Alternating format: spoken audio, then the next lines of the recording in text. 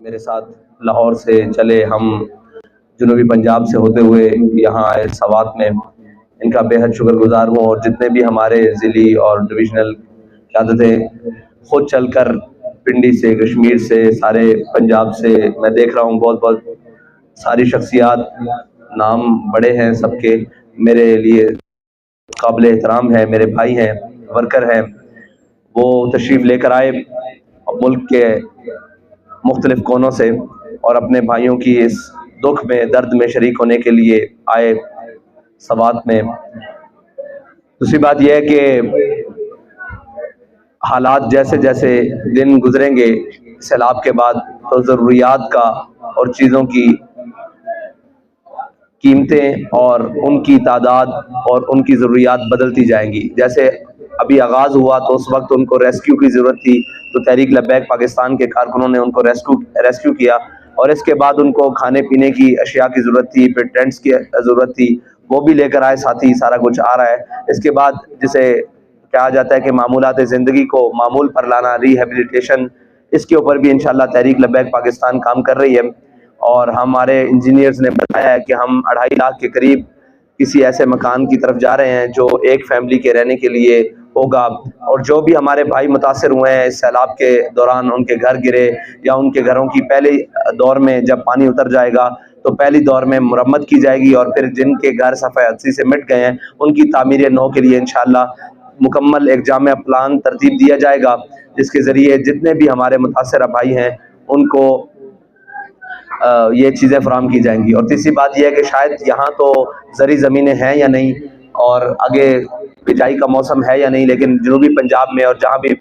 سندھ میں، پورے پاکستان میں فصلیں متاثر ہوئی ہیں، ان کو انشاءاللہ مفت بیج دینے کا بھی اعلان کیا ہے، اور ان کی کاشتکاری پر جو خرچ آئے گا انشاءاللہ وہ بھی تحریک لبیک پاکستان نے سوچا ہے کہ مستقبل میں انشاءاللہ ان کے ساتھ کریں گے۔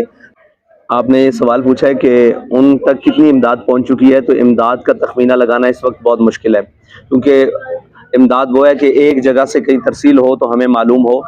پاکستان بھر میں کیمپس لگے ہوئے ہیں، اور ہمارے لوگ روزانہ کی بنیاد پر ان کو ترسیل کر رہے ہیں پورے پاکستان میں، سوات میں بھی آ رہا ہے، سندھ میں بھی جا رہا ہے، بلوچستان میں بھی جا رہا ہے، جنوبی پنجاب میں بھی جا رہا ہے، جہاں جہاں متاثرہ علاقے ہیں روزانہ کی بنیاد پر اس کی ڈیٹیل انشاءاللہ اکٹھی ہو رہی ہے، لیکن اس پورے ڈیٹا کو ابھی تک کمپائل نہیں کیا گیا کہ وہ کتنی اماؤنٹ بنتی ہے یا کتنی مد بنتی ہے۔ دوسری بات یہ ہے کہ آپ نے کہا کہ کیا ارادہ رکھتی ہے اور کتنے پیکج کا اعلان کرتی ہے۔ دیکھیں، ہم ایک فلاحی جماعت کے طور پر، ایک سیاسی دینی جماعت کے طور پر کام کر رہے ہیں۔ جیسے جیسے قوم ہمیں امانت دیتی جائے گی، ہم وہی امانت قوم کے سپرد کرتے جائیں گے۔ ہمارے پاس کوئی ایگزیکٹ فگر نہیں ہے کہ ہم اتنے گھر بنا کر دیں گے یا اتنے کی مرمت، جو ہمارے پاس قوم کی امانت ہوئی ہم وہ لوگوں تک، گھر بنانے تک ہو یا گھر کی مرمت تک ہو یا لوگوں کی زندگیاں معمول پر لانے کے لیے ہو، وہ ساری امانتیں لوگوں تک پہنچائیں گے۔ اور ابھی تک اگر آپ کہیں کہ ریسکیو، تو اس کی ہمارے پاس آ چکی ہے، تقریباً تحریک لبیک پاکستان نے پورے پاکستان میں تقریباً 13,000 لوگوں کو ریسکیو کیا ہے۔ یعنی یہاں تو شاید ایسے حالات نہیں تھے، لیکن جنوبی پنجاب، سندھ میں اور بلوچستان میں ایسے حالات بھی تھے کہ لوگ پانی جب آیا تو لوگ درختوں کے اوپر یا الیکٹرک پولز کے اوپر چڑھ گئے، تو لوگوں کو وہاں سے ریسکیو کیا۔ وہ 13,000 کے قریب لوگ ہیں جن کو ابھی تک ریسکیو کیا گیا ہے۔ باقی جن کو کھانا پہنچایا جا رہا ہے وہ تو لاکھوں کی تعداد ہو گئی ہے، یعنی روزانہ کے اتنے ٹرکس ہیں جو سینکڑوں بن جاتے ہیں، جو پورے ملک میں ترسیل دے رہے ہیں۔ اور ہمارے لوگ یہ نہیں کہ صرف ان کی امداد ٹرکوں کے ذریعے روانہ کر رہے ہیں، بلکہ ہر ٹرک کے ساتھ، ہر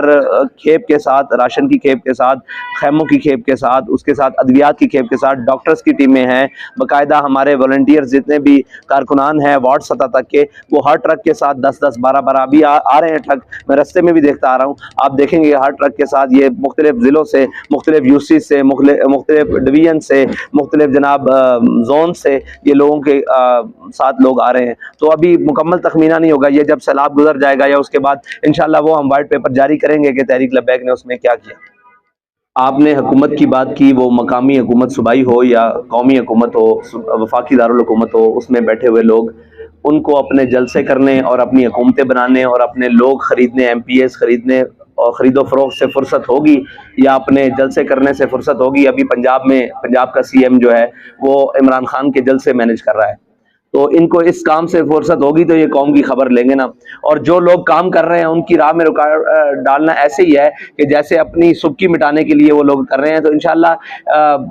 بہت ساری حکومتیں یہ سارے مل کر بھی رکاوٹ ڈالیں انشاءاللہ، نہ باقی تنظیموں کے اور خصوصاً تحریک لبیک کے نہ کبھی عزم میں کمی آئی ہے، اور نہ انشاءاللہ ان کی ہتھ کنڈوں سے ایسوں سے کمی آئے گی انشاءاللہ۔ سب سے پہلے تو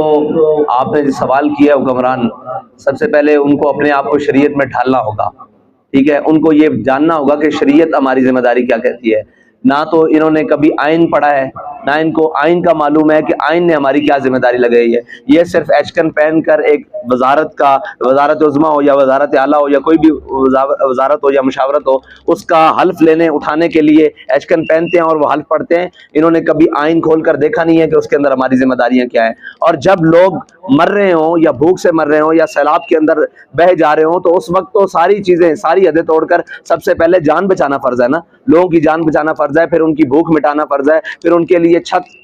مہیا کرنا، یہ حکمرانوں کی ذمہ داری ہے، نہ کہ وہ جلسوں پہ کھڑے ہو کر اپنے سیاسی حریفوں کو لتاڑتے پھریں۔ جلسے کرنے کا، سیاست کرنے کا ایک وقت ہوتا ہے، اب وہ وقت نہیں ہے، اب وہ وقت قوم کو بچانے کا ہے، قوم کو اکٹھا کرنے کا ہے، اور ان کے زخموں پر اور دکھوں کا مداوع کرنے کا وقت ہے، ان کے زخموں پر مرہم رکھنے کا وقت ہے۔ لیکن یہ آپ کو پتہ ہے شروع سے عیاش طبیعت ہے، یہ باہر سے لائے جاتے ہیں اور پھر باہر چلے جاتے ہیں۔ ابھی آپ کے ہاں بھی چند سال دیکھا ہے، پچھلے دو دہائیاں، مطلب دو جو گورنمنٹس ہیں وہ ایک خصوصاً مخصوص پارٹی کے پاس ہے، اور ان کے لوگوں نے بھی، ہم نے دیکھا ہے کہ تبدیلی کے نام پر ایک کہا فلاحی ریاست اور مدینہ کی ریاست بنائیں گے۔ مدینہ کی ریاست میں اگر کسی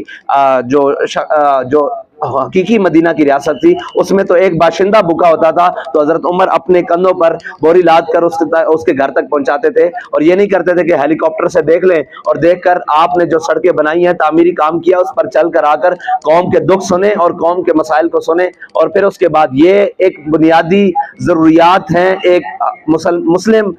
معاشرے کے اندر رہنے والے حکمران کے لیے۔ لیکن آج کیا ہے کہ اس کے بالکل برعکس ہے، وہ اپنے محلوں میں سوئے ہوئے ہیں، اپنی جاگیروں میں بیٹھے ہوئے ہیں، اور اپنے جناب سیاسی اپنے کیریئر کو جاری رکھے ہوئے ہیں۔ ان کو کیا غرض؟ ان کو غرض یہ ہے کہ ہم نے پنجاب کی سی ایم شپ کیسے بچانی ہے، ہم نے جناب جہاں یہ ضمنی انتخابات ہو رہے ہیں وہاں اپنی سیٹوں کو کیسے بچانا ہے، ہم نے اپنی جوڑ توڑ کو کیسے کرنا ہے۔ لیکن قوم بہہ جائے یا مر جائے یا قدرتی آفات کے زد میں آ کر ساری بہہ جائے، ان کو اس سے کیا پرواہ ہے۔ یہ لوگ باہر سے لائے جاتے ہیں، اور یہ سارے امپورٹڈ ہیں، خالی وہ 11 امپورٹڈ نہیں ہے، یہ بھی امپورٹڈ ہے جو ہمارے اوپر اب مسلط یہ کیا رکھا ہے 2.5 سال 3 سال، اور اس کے بعد اب مزید جو 2 صوبوں میں اس کے پاس حکومت ہے، یہ بھی تو امپورٹڈ ذہنیت کا ہے۔ اگر یہ امپورٹڈ ذہنیت کا نہ ہو تو اپنی قوم کی خدمت تو ضرور کرے، اپنی قوم کے درمیان تو ضرور نظر آئے، اور جناب ایک باقاعدہ قالین بچھا کر اور 4 کرسیاں لگا کر اور یہ قوم کی خدمت ہو رہی ہے۔ قوم کی خدمت اور قوم کی ضروریات تب محسوس ہوں گی جب قوم کے اندر اترا جائے گا۔ تو یہ پہلی ضرورت ہے کہ حکمران، اسلام کی حکمرانی کا تصور یہ ہے، شریعت کی حکمرانی کا تصور یہ ہے کہ حکمران قوم کے درمیان موجود ہوتا ہے۔